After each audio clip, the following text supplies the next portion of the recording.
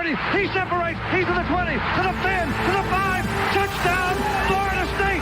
Warwick got up third down. Winky looking Winky. Wants to throw the knockout punch to Warwick. Warwick open. Touchdown. He does a touchdown. He did catch it. Touchdown, Florida State. Oh, Peter Warwick, how'd you do that? Herman Whitfield to the left side. A hole to the 30. Herman Whitfield to the 30. To the 20. 15, 10, 5. Touchdown FSU. Herman Whitfield. A 100-yard touchdown. Here's the snap. Winston rolling right. Throws the pass on the other. It's caught! It's caught! It's caught! Touchdown FSU! Kelvin Benjamin! We're doing it for everybody. We're doing it big all over the country, all over the world. And I'm proud. I'm proud to say I'm a Florida State Seminole. This is the Garnet and Old Podcast with your hosts, Ryan Eastman and Vince Ciccarelli.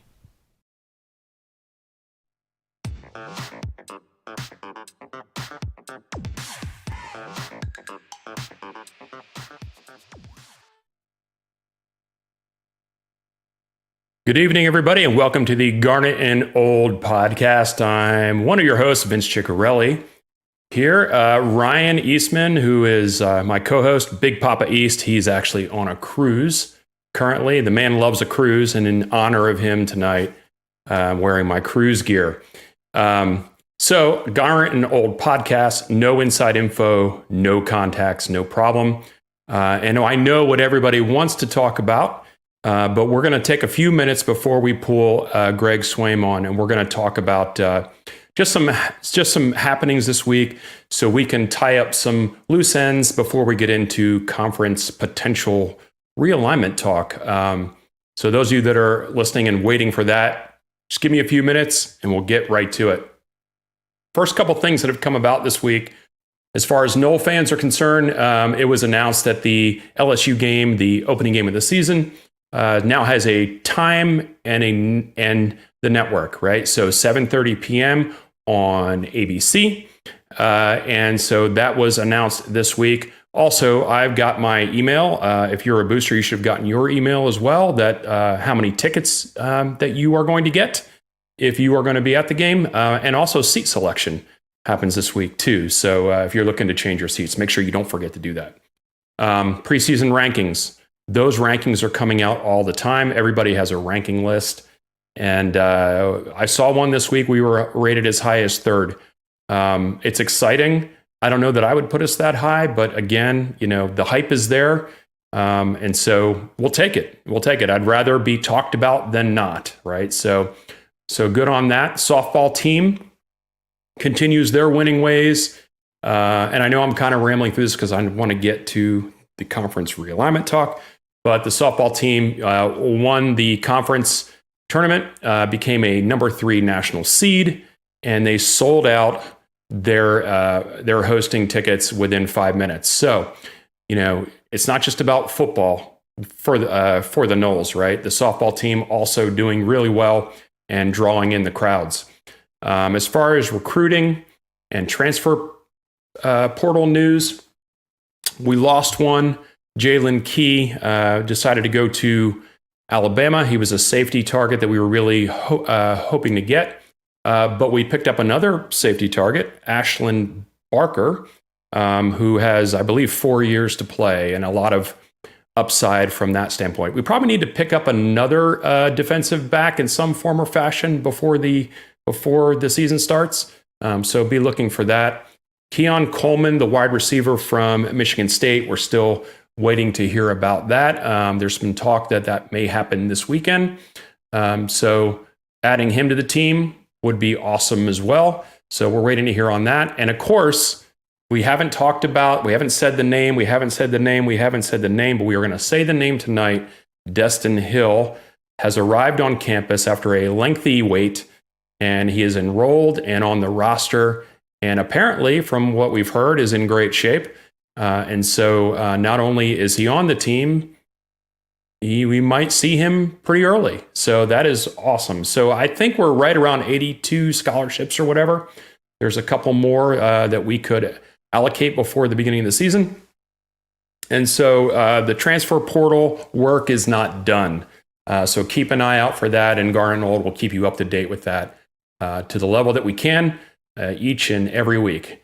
Now, let's get to conference realignment talk. A few weeks ago, we had Mr. Greg Swaim on. It was one of our most listened to episodes since we started this 3 years ago. And the reason is everybody wants to know about this topic. So without further ado, I'm going to bring Greg Swaim back on because there's been a lot of news happening this week and currently today. And so let me pull him in right now and we can say our hellos. Greg, are you there? I'm there. Excellent. I really appreciate, by the way, Garnet and Old appreciates you coming in on short notice to talk about what everybody wants to talk about. So thank you for that. Well, appreciate it. Yeah, it's been kind of a busy day. I told somebody the other day I'm busier than a one-legged man at a butt kicking contest today. And it's true. It's I tell you, it's like a war on two fronts now. You know, we've been fighting the Pac-12 battle, and now, you know, with what's going on with the ACC. And I think it was about 2 weeks ago I was on with you, and you guys were ahead of the curve as far as ACC team reporters and things like that. You were pretty sure this was going to happen. And, of course, Clemson and Florida State are the two that really carry the conference. Much like Oklahoma and Texas carried the Big 12, much like USC, probably Oregon, if you want to go in that order, and they may be going too. But this is one of those things where today it just really, I don't want to say clear as mud, but it kind of is, because a lot of things are happening, but we're not getting any conclusions out of it. We can speculate, we can guess a little bit, but to be real honest with you, even though a ton, and we'll get to it, all has happened today, and it's still happening. What is really strange about it is I'm not any more sure about if teams are going to leave, where they're going to go than ever before. But there's, like I said, we've talked about it with a lot of smart people today, and including you. And I just, if you can put any rhyme or reason to it, please let me know. Because out in your neck of the woods, all hell broke loose yesterday a little bit because the Magnificent Seven. Then today it broke that Louisville might be the 8th. I've gotten a couple folks saying, yeah, it's confirmed. But I still feel a little iffy about that. It makes sense, though, because I think Louisville has a standing offer. They were vetted 3 years ago or longer than that. So, you know, like it's kind of like when people say, well, the Big Ten already vetted Oregon and Washington. Yeah, like a long time ago. Sure. So I don't know how much that means. The Big 12 vetted pretty much everybody in the country that had availability G5-wise 2 years ago. And then before that, the last go-around, when A&M, Missouri, Nebraska, and Colorado all left, they vetted pretty much everybody in before you guys went ahead and grabbed Louisville. I was kicking and screaming like, guys, we need to get Louisville. And then, of course, Louisville had a great football. They won the great football season. They have a national championship basketball season. I think their girls were in the Final Four that year. Yeah. Their baseball team went to the College World Series. I'm like, told you, nanny, boo-boo. But, hey, it is what it is. They didn't get them. Maybe we'll get them this time around. But I'm counting on your Noles and the Tigers to say sayonara to the ACC and go either to the Big Ten or the SEC, and then we can start, you know, slotting where people need to go. Just the fact that that those things were leaked right before the meeting started. I mean, it couldn't have. Can it be just coincidence? I don't know. I don't know that I believe in that.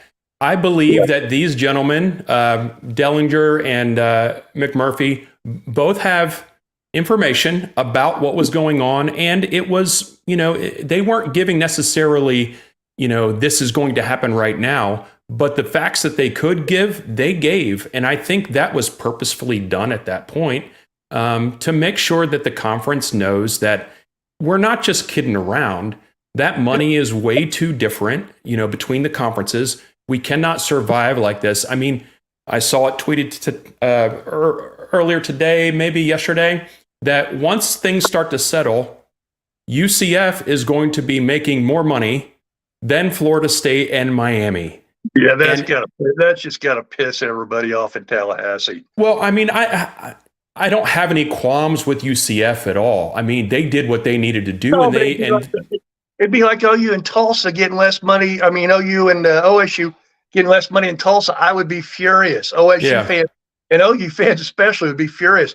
So you guys got to be going a little bit nuts. Miami does too. Yeah, and I think that's the. I mean, obviously, money is always the driver, right? Sure. But more than that, there's been this long-standing feeling in the Knoll fandom that while we carried the conference and waved the banner for the conference for a decade or more, there wasn't a lot of love returned, right? We were always kind of treated in a different way than the Triangle, than Tobacco Road. And now when it comes to this point where, you know what, you're not, the conference isn't doing what they need to do. And I be frank with you, they can't. I mean, it's not like someone could snap their fingers and say, okay, here's $10 more million a year. They just don't have it. But now it's like all those years of treating us differently. It's like, why would we want to stay? At the first chance we have, with the money being what it is, we are going to leave, and Clemson is going to leave as well. The athletic director today said, we would love to stay in the conference. And those are the right words to say. But the conference cannot make up that difference in dollars. No, and that's what the Pac-12's been saying the whole time. Said it again today. All 10 of us are together. The goalpost keeps getting moved. The can gets kicked down the road because it was supposed to be a year ago. They were supposed to have a package. And then it was going to be December. Then it was going to be January, February, March, April, May. Now they're saying, Memorial Day. Then all of a sudden today, the Arizona State guy comes out, the AD, and just really put his foot in his mouth. And we've got that on Twitter. I don't know if we want to get too much into that, but it's insane, kind of the stuff. Now they're saying August. Right. It's like, are you kidding me, guys? It's so obvious now. And I was kind of halfway joking, but I'm starting to really wonder: is Klykov as stupid as we thought he was? Or I shouldn't say stupid. He's a smart guy. Obviously, he would be making the mistakes he's been making. We'll say, right? Some egregious errors that he has been making, and we see it almost daily, and we haven't heard a word from him, but he continues to make mistakes. And then you get guys like the Arizona State AD. You get guys like, I'm trying to remember, the Washington State guy said something the other day, and it's just dumb. I would put a mass ban. Now, ACC guys aren't supposed to talk. Pac-12 guys really aren't either, and the Pac-12 guys have been talking, though, and that's part of the problem. Yeah, and, what else can they say? I mean, they can't say this is untenable. I mean, they can say it, but they're not going to say those words out loud because it's going to further fracture. Now, in those conferences, they have a shorter runway that they can deal with. Like the ACC is quote unquote locked in for a long time, so they're going to say all the right things as long as they have to. But once once they figure out that, this Magnificent Seven, and you said Louisville may be the 8th. I also heard that Notre Dame may be the 8th. Yeah, we were talking last night that Notre Dame may be, and then all of a sudden the Louisville stuff broke today. Yeah, so, and I don't know how that works with Notre Dame. They're not necessarily a full-fledged member anyway, so I don't know if that counts toward the 8th. But they do get a vote, I understand, on this. Yeah. So they're making money anyway. So 75 million right now, and I don't think they're going to get it. Oh, okay, I think they're going to get about 50 million, and that might force their hand a little bit to get to conference, because I think they're also seeing the handwriting on the wall a little bit about the new 12-team playoffs, that it's going to be a little harder as an independent, even if you're Notre Dame. I mean, let's be honest, Notre Dame. When I lived in Indiana as a little kid and I was a Purdue fan, I mean, Notre Dame was it. They were winning championships and all that. And they just haven't done anything in the last 40 years. So other than, 91 or something? So maybe 30-something years. But let's put it this way. None of the kids on their team have ever seen Notre Dame win a championship, and may never. That's right. But, even so, because their cachet is real, and they bring eyeballs, and they have donors for sure, right? They have the dollars, and they've never had the desire or need to go to a conference because they've made enough money to not need it. Oh, exactly. However, once this, and I think this is going to happen, once the Big Two happens, and the Big 12 is positioned now to be the third one for sure. Once the Big Two happens, maybe that gap between what the Big Two are getting and what Notre Dame can do on their own, maybe that's significant enough then to make them make a decision. I don't know. I mean, I care about my school, right? And I care about the schools that we are, quote unquote, aligned with in the Magnificent Seven, which is a great name, to figure out what we can do. And I think, if that's going to happen, then legally, this isn't going to happen tomorrow, right? Once they know that they have what they need in terms of legality, and the schools know that they have a landing spot, even though no one can sign on the dotted line that you have one, right. That they are going to basically let it be known that this is our notice. By this time we will be gone. What do you feel about that? I don't know how much deadlines are working, because I understand some of the Pac-12 presidents have given Klykop a deadline that, look, we can't just sit here and wait until there aren't any lifeboats left. And I think today with the ACC stuff, and like I said, was it 2 weeks ago I was on with you guys and we kind of talked about it, and I don't think anybody really on Twitter or even the podcast on YouTube and stuff like that, I don't think anybody was really ever talking a whole lot about the ACC at that time, until I think we broke it kind of on your show and it took off, because all of a sudden people started talking about it. Now, we pushed it on Twitter as well, that, look, the ACC isn't as locked in as you may think. And, that's debatable by lawyers, I'm sure. I've heard some lawyers say, oh, that's pretty, it's a very short deal on your contract through 36. It's very short on the grant of rights and stuff like that. If I understand, a lot of lawyers said, ooh, I don't like the language in that. I think that might be, and of course this could all be, I mean, you probably know better than I do, because you're right there at the school in the conference that really probably has more power than anybody, or certainly should, along with Clemson, obviously, what they've done recently. The two schools that are flexing their muscles a little bit and going, hey, guys, we don't want everything. We just want our share. What we bring into this conference, we should get, right? Florida State, how long ago was Florida State independent? It's 92, I think, was our first year in the conference. Yeah. So it's been 30 years. And so you guys know what it's like as an independent, but being an independent has changed, obviously. It's very, very difficult unless you're Notre Dame to be independent. Just ask BYU, So, and when, you guys started moving to the conference, and Bobby Bowden was coach, you were winning national championships and going to the championship and things like that. And it's been a little tougher since then, post James on and Jameis Winston and stuff like. I've got a friend named James on, so I said that's right. Jameis Winston and you guys obviously are very good, but been down a little bit. But that's not what we're talking about. We're not talking about 1 year, a snapshot in time. We're talking about a motion picture that's been going on for a long time.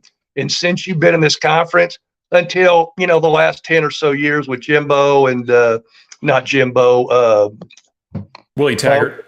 Well, no, at Clemson. Dabo Swinney. I knew it, Dabo or Jimbo or whatever. But yeah, Dabo obviously has done a very good job, and it's made the conference a little better. They went up as you went down, but you can obviously see it kind of evening out a little more in the future. And you two guys carry the conference. You should be paid. But once again, I think that's not even enough, because it didn't stop OU in Texas. The Big 12 was the only conference that had uneven revenue sharing, right? To keep them happy. It didn't keep them happy. And the money that you would get, yeah, you might get another $10-20 million if you really held their feet to the fire in the rest of the conference. But in the long term, you're going to need even more because you're competing with teams that are making 70, 80, 90, maybe even 100 million a year. Yeah, I mean, the discrepancy is too wide, and the uneven revenue model is not going to work. No, but I really believe that it's Florida State and Clemson and Miami and whoever else is involved in the 7. We could list them all off, but you can find it on Twitter. It's their opportunity to say, here is a chance for us to stay together. Is the conference going to do the right thing? I don't think they are. And that gives them kind of the leeway to say, well, if we're not going to do these things that will help, the flagship programs of the conference, then what is the conference really doing for us in general?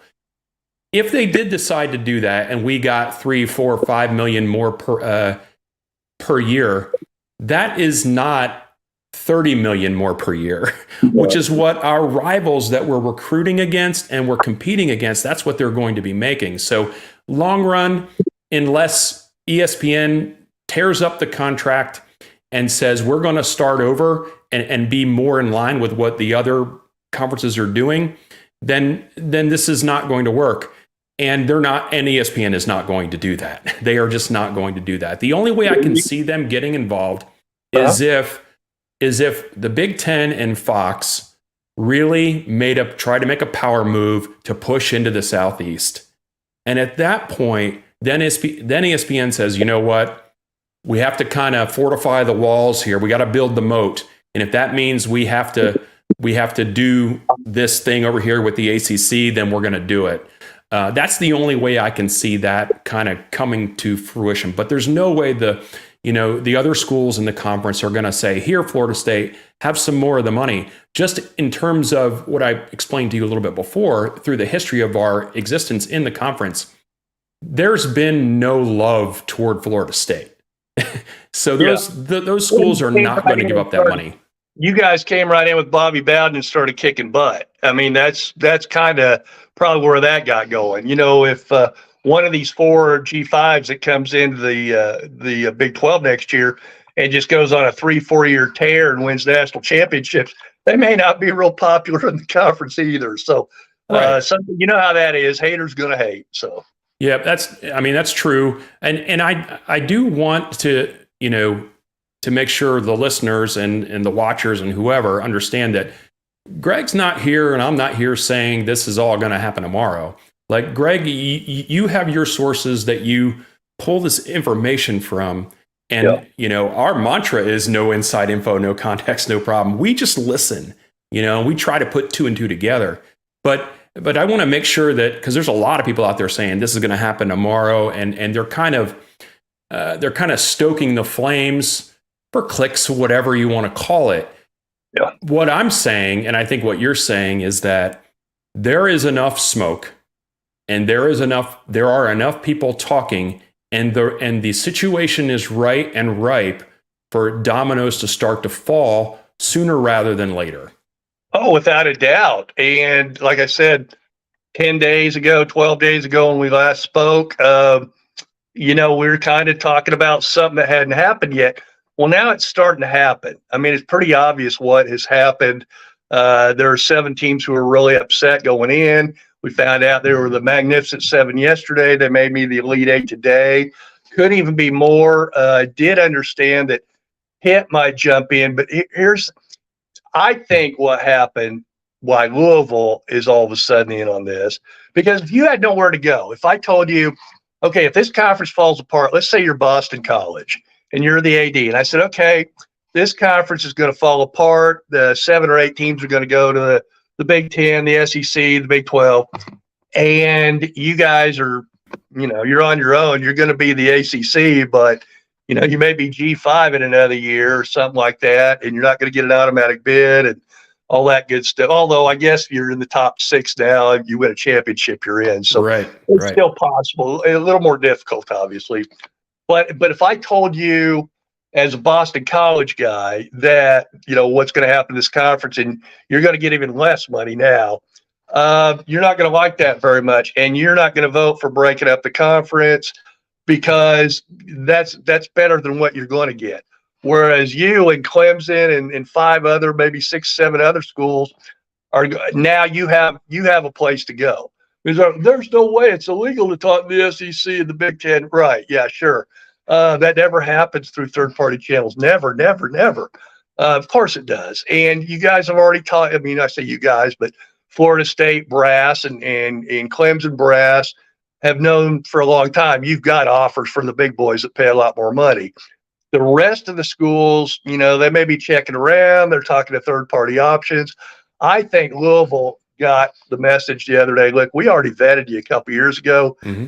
You're in. You go ahead and vote this thing in and become one of the 8 or 9 or whatever, and let's break down the ACC. And you got a landing spot here in middle part of the country with the Big 12. And, this is more for West Virginia, I think, because West Virginia, God bless them, since they've been in this conference, man, they're putting up the frequent flyer miles. Yes, they are. I think it's really affected their teams late in the year, particularly in football and basketball, because we've all flown. Are you you got as much energy after a flight as you do before it? No. Even the pro teams struggle with that. Yeah. It's why they're called road games. That's part of it. You're tired. You're playing on another court. You're not sleeping in your own bed. All those things. If you're 10 points better, you're probably still going to win. But if you're not, you're probably still going to lose.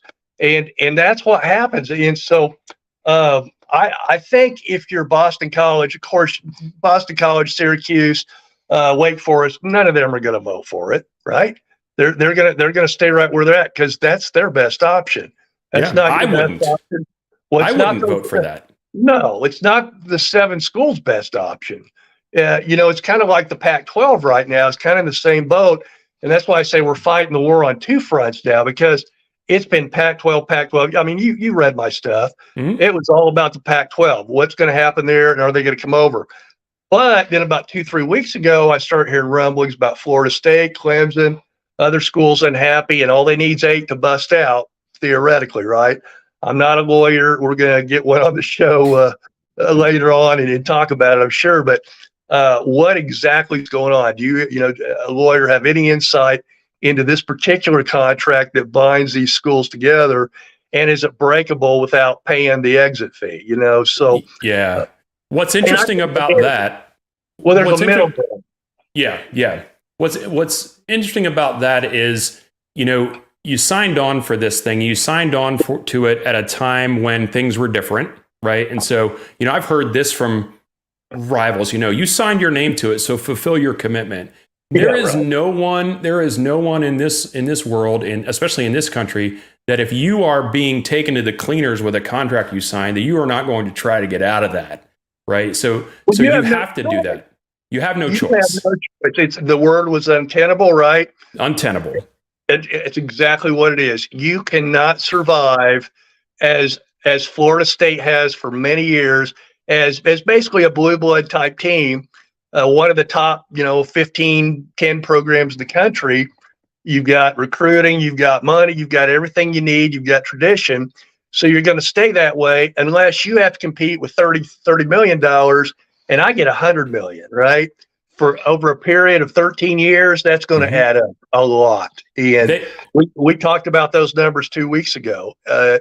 It absolutely untenable is the word. You cannot survive and be anywhere near the same program you've been unless those other schools got 30 million too.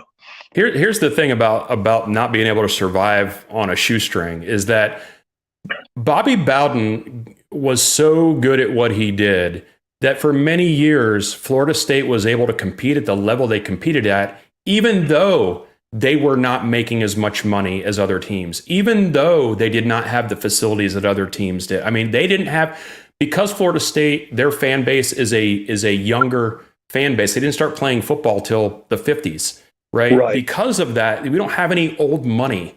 And so we were always playing catch up. And Bobby did that and did that so well to a point where the Florida State family, and I mean that in fandom, administration, athletics, they all thought that could be done in perpetuity. Well, let me tell you, that cannot be done in perpetuity because the gap back then was this. Yeah. The gap now is insurmountable. So, Yeah. I mean, you can't continue to do that. And luckily, we made some changes in the last few years and got rid of that old mentality. We got to start, doing what's right for the program and not thinking you're going to win championships on a nickel, right? It just can't work that way. Whether these 7 or 8 teams, even if they sign off on it right now, we all know that there's going to be a legal battle. Oh, sure. That comes from that. And that's fine. But that's the first step, is saying we are done here and our intent is to leave. And maybe once they make those pronouncements, then maybe you're saying our intent is to be out of here in 3 years. And I think the last time you were on this show, we said the words, we do not see this conference, ACC, being as it is now. In the next 3 years, it'll be much different. Well, are you hearing anything today? Obviously, you're in Florida, or you're South Carolina or Florida. I can't remember. Florida, and actually not very far from where the meetings are being held. Oh, I got you. Amelia Island, huh? Yeah. Well, that sounds like a cool place to be. Unfortunately, they're meeting too much. They're not getting to enjoy the sights. But I what are you hearing though, as far as when it's because obviously there will be a counter or a lawsuit from the schools that feel like they're getting shafted, right? Like OU and Texas had to pay $50 million apiece to exit the Big 12 a year early. Mm-hmm. There will be some kind of penalty like that. And what is it totally if you left tomorrow? Is it 120 million? I think the figures are 120 to 150 million just to get out, but that does not include the media rights. Yes. Yeah. And they're thinking the media rights would push it more toward the 500 to 600 million route.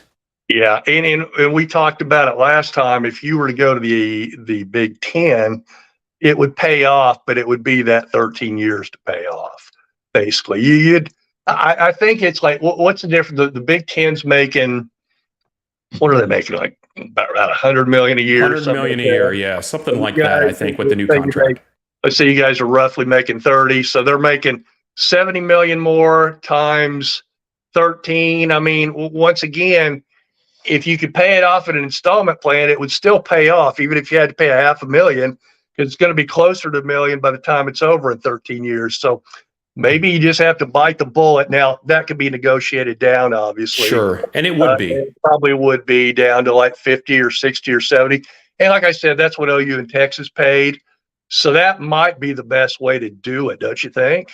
Yeah, I mean, that's a possibility for sure. And the other thing to think about with that is if it was really just about stroking the check to get out of the conference, that check would have already been written. Right. This idea that Florida State doesn't have the money for that kind of stuff, I would say 3 or 4 years ago, there was some credence to that. But currently, the way things are going, they would have stroked that check already. So we're talking about the media rights. And let me ask, I think that could happen. The other thing that could happen is say the teams, the Magnificent Seven, the 8, let it be known that they're done and it's negotiated down and whatever, they're going to be out in 3 years. I think it's also viable if Florida State went to the Big Ten SEC and they said, you know what, when we come in, we're also perfectly happy with only making $85 million a year for the first 2 years. Yeah. Because you're still well ahead of the game. Well, so far ahead of the game. That's why Oregon and Washington fans are getting on me one time about, well, we're not taking less. Well, why wouldn't you? Because you're going to make, as of today, the only offer on the table for the Pac-12, and I know Pac-12 fans just lose their freaking minds when I say this, but it was true last week. It was true today. It was true a month ago. You have an offer on the table for $90 million for the conference. That's $9 million a team. And oh, by the way, you owe $50 million to Comcast, which is $5 million a team. So you now make $4 million a year from now. And oh, by the way, that's less than Conference USA and some of those folks make. So yeah.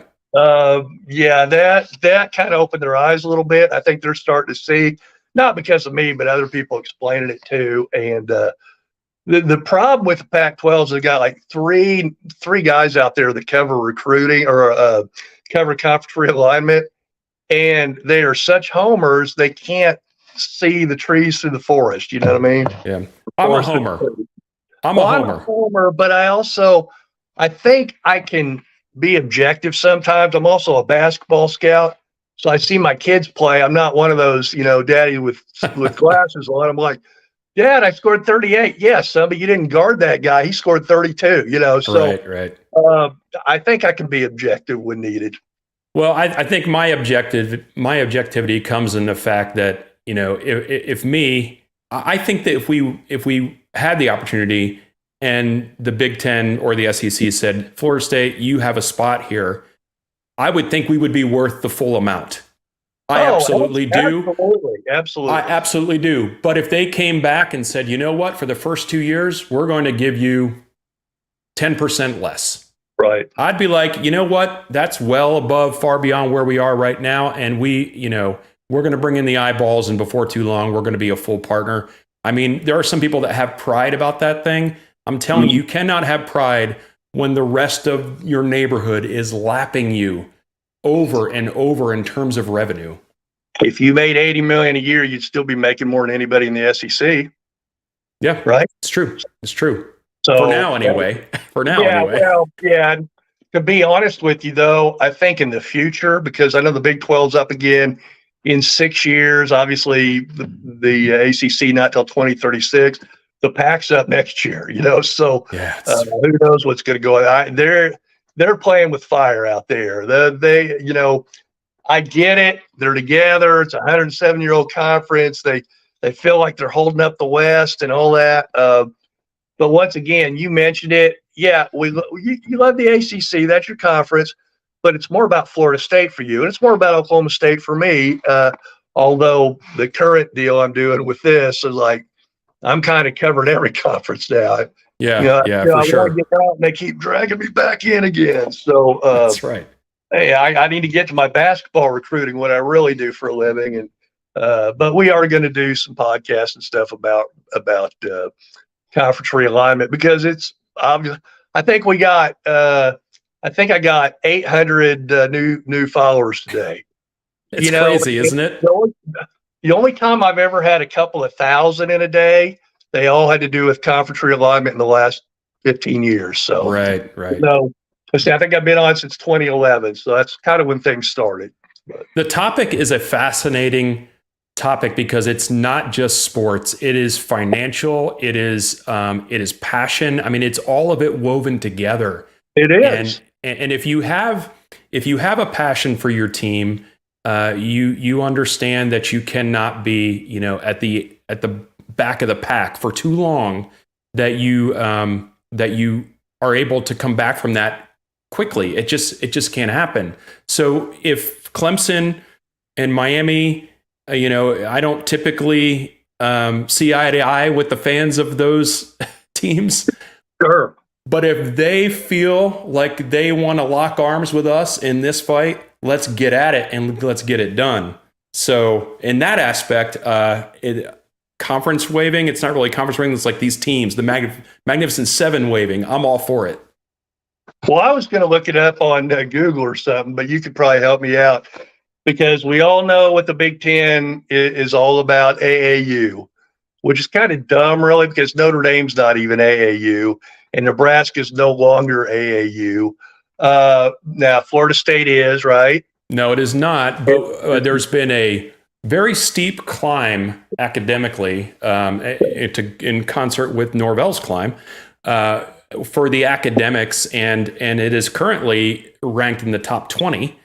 Right. But they do not have AAU accreditation or whatever the terminology is for that. But to be honest with you, Greg, in the long run, if it really came down to that and we were available, I don't think the Big Ten would care at all. It's not like Florida State. Yeah, they used to. There's no doubt that they used to. But it's not like Florida State is academically challenged. I mean, they are I can tell you, it's very tough to get in to Florida State right now. I couldn't get in these days. I could not get in. I couldn't get into Oklahoma State. They're probably embarrassed that I'm a 2-time graduate. So. But, you take the Big Ten, you go, okay, are we really going to swing the AAU hammer? Or do we want to get into Florida? They need to get into Florida because I got my master's in sports geography, which entailed I had to do a lot of geography, regular geography, right? So, and as an undergraduate too. And so I was watching a deal the other day by a geographer who did a podcast on where states are going to be losing population over the next several years and states that'll be gaining. And obviously the Sun Belt's going to be gaining and the Rust Belt's going to be continuing to lose. And that makes it harder for them to recruit locally. They're going to have to get into Florida. They're going to have to get into the South. And they did very well in the South back when the South did not accept African-American athletes up until the early to mid 60s. Right. And that's how they got Bubba Smith out of Texas to Michigan State and players like that. And, now the SEC keeps everybody home and the ACC, the more South schools keep people home. And it's hard to get those folks. But I'm sure the Big Ten would like to have some schools in those areas. Yeah, and I think they would jump at that. And I also, there's this other mantra about the SEC, about the gentleman's agreements that, Florida would always veto Florida State getting in, and South Carolina would always veto Clemson getting in, right? And Georgia would always, all that stuff. Are there some old heads that still believe that way? But I'm telling you, you think the SEC TV contract is good now. You don't think that adding Clemson and Florida State to that league, they would renegotiate to a much. They absolutely would. We're not talking about G5 teams here. We're talking about teams with national titles, cachet, recruiting footprint, and fan bases that are rabid. And people watch those teams. So I know we got a lot of people watching here. We don't have a lot of comments right now. We do have one. So I want to make sure we get a chance if there's anybody in the that's watching or listening or whatever that wants to comment or ask a question here. Robert was quick, by the way, when you tweeted you were going to be on the show here. Robert's like, I will be there. So Robert, we appreciate you. Robert's probably our best tweeter. I mean, he's on there for everything. Yeah. We like that. Yeah, for sure. And I know I'm going to be following Greg. I'm going to be following, all your stuff. And there's a couple other people that I follow to make sure that I'm kind of in tune with the realignment stuff. And who knows what's going to happen this week. I don't think we'll get any kind of bombshell news. But you may see some premeditated leaks. Somebody's going to slip, whether purposely or whatever. I can't believe, I don't know if you saw that Arizona State AD, his comment where he's like, summertime, maybe, July or August. Like, are you guys kidding me? You're going to move it once again? And you're buying this from Klaikoff, who I don't think he's got anything. I really don't. I think he's just waiting and hoping. Maybe this, like I said, I was kind of joking, but maybe he was smart like a fox. He basically kicked the can down the road long enough for the ACC to break up. So Florida State and Clemson and all of them go to either the SEC or the Big Ten. And the ones that somebody asked me last night, well, who does the Big 12 get? Well, whoever the SEC and the ACC don't take. I mean, the Big Ten. Big Ten, yeah. Yeah, like I said, I'm objective on that. I understand the pecking order. We are a distant number 3, but we are number 3. Yeah, we are number 3. That's not a bad thing to be right now. Not at all, because there are going to be some quality teams that are available. Yeah, well, we're going to get some from the ACC and the Pac-12, hopefully, and be up to about 20 teams. And, they're all pretty good teams. The Big 12 doesn't have a Florida State or a Clemson anymore. They don't have an OU and a Texas had done squat in about 15 years, but you know what I mean? They are a blue blood. They've got more money than God and probably better recruiting too. It's a very good place to win. And I think they're going to start winning again. And thank God they'll be in another conference when they do. Right. But if you don't have anybody you no longer have any dinosaurs. you no longer have any, 500 pound gorillas in the room. So now anybody can win that conference. You're going to have 12 teams. That's going to be a fun conference to watch. Absolutely. It's not going to be it's not going to be Michigan and Ohio State every year. It's not going to be OU and Texas. It's not going to be USC and Oregon or Utah or whoever. You're going to have different teams every year. I would guess in the Big 12 championship, the first 5 years with these new teams, I'm going to say you're going to have at least 7 or 8 different teams. Yep.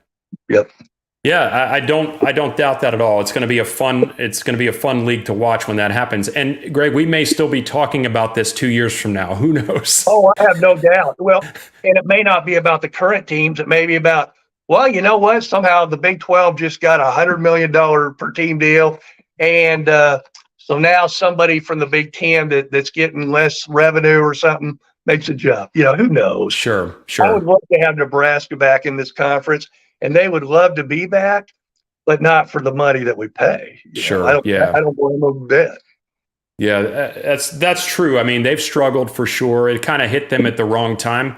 But yeah, if the money were close, they'd probably say, yeah, let's kind of go back to the roots there. I think they would probably do that for sure. Well, look at those 4 teams that left, about 10 years ago? Yeah. Missouri, and I know it's hard for anybody to believe, Missouri was the number 2 team in the country going into the last regular season game of the year. We all know what Oklahoma and Texas have been. Nebraska, what they were in the 90s is just unbelievable. I don't think anybody's been that good since. What Colorado won a national championship. So look at all these teams, and you're going, Texas A&M was better then. They may be better now, but they're facing tougher competition. Yeah, for sure. They went to Big 12 championships, so they. Hey, Missouri, when they switched conferences, they ended up winning the SEC East like 2 years in a row. Their first 2 years in the conference, which totally really melted the minds of the SEC fans. Well, Georgia and Florida weren't what they're back. Florida. No doubt. Florida hadn't been back since Spurrier left, right? So. Totally back. Now they're always going to be good to some level because, same reason Florida State. You guys have, more kids in a 30-mile radius of Tallahassee 5-stars than we probably have anywhere in the entire state of Oklahoma, Arkansas, Kansas, and Missouri combined. Now you go down to Dallas, it gets a lot better real quick. Sure. We don't have kids in state that are 5-stars generally, and a lot of times when we do. Alabama and USC. They come and pluck them away. Absolutely. Yeah. So this is a quick question here. And I think after we ask, because we didn't really talk about this, but after we answer this, I think it's a good time to probably break off here and close the show out. But if the ACC breaks up, where are those schools going to and which conference? I'll let you start and I'll kind of go off of what you say. Well, I think the Big 10 will take 2. I think the SEC will take 2. Obviously, you guys and Clemson are going to be bid on probably by both. Other than that, and did my phone just get dark to you or anything? No, you're good, as far as I could tell. Well, I'm about out of battery, so good time to wrap it up, as you mentioned. Yeah.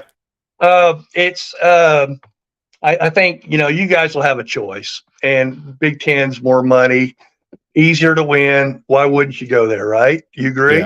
Yeah, for sure. I think Florida State and Clemson probably could go to either. And depending on where Florida State goes, I think Miami would go to the other conference because that other conference, Big Ten, still wants to get into Florida. So other than that, Pitt, Louisville, NC State, maybe Big 12. That's what I'm thinking. Yeah, that's what I'm thinking. NC State, Pitt, Louisville, Virginia Tech, maybe. Well, somebody asked me about Georgia Tech. I'm hearing they're not the top 4. Yeah. They want to take 4 from the ACC if things work out, and I think they'd like to take only 2, which would have been 4 a couple of weeks ago from the Pac-12, the 4 corner schools. But I think they're kind of sick of dealing with Utah, and I think are you there? Yeah, I'm here. Okay, well, my phone went black for a second, so. We better wrap it up. Well, trying to tell me something. Hold on a second. That's all right. I still got your audio, but your video, there you're back. No, bad. Well, I think I wasn't touching it enough. You know, phones turn off sometimes. Yeah. I'll get this new handy dandy computer set up pretty soon, and I'll look even better. I need all the help I can get. But no, I think the Big 12, once again, they'll take the ones that the SEC and the Big 10 don't, and that'll leave 4 pretty good schools. Like I said, I think the 8 schools that we just talked about, Louisville included, are the 8 schools that have a place to go, or they wouldn't have jumped in with this group that said, hey, we're out of here if we don't get more money. Yeah. Yeah, I agree with you on that. And depending on which way they go, I think I've made it known on this show that my preference would be the Big 10, much to the consternation of my co-host who wants to go I SEC. agree. You guys will win that conference. Ohio State and now USC will obviously make it better, but Ohio State and Michigan, gosh, I mean, yeah, that'd be fun. I grew up there 40 plus years ago, and it's always been Ohio State and Michigan. Yeah, you know? yeah. Well, Greg, I appreciate your time as always, and as you know, things continue to progress and we hear more information, I know I'll reach out to you, and hopefully you'll have some time to come and chat with us some more. But again, thank you so much, because it was late notice. This stuff was all happening pretty fast. Well, you're one of the VIP guys, so I jump at that. But I appreciate that. I had another guy ask me, and I've got another show to do tonight, and I had another fella that got me right before I came on your show. And I said, can we do it later? Because I'm going to, I think, at 8 and 9 tonight. So all good, but yeah, I wanted to definitely do your show. Thanks a lot, Greg. Have a good night. All right, my man, and call me if you need anything. Will do. Thank you. All right. Take care. Everyone else out there, thank you for listening in. Like I mentioned at the beginning, Ryan will be back next week. He's on a cruise right now, enjoying his life and missing all this good, fun talk. Garnet and Old, if you haven't subscribed already, please do. Tell your friends about it, like and do all the things you would normally do to help pump the podcast up, pump the show up. And if you're a Noel fan, especially, this has been Garnet and Old. No inside information, no contacts, no problem. Go Noles.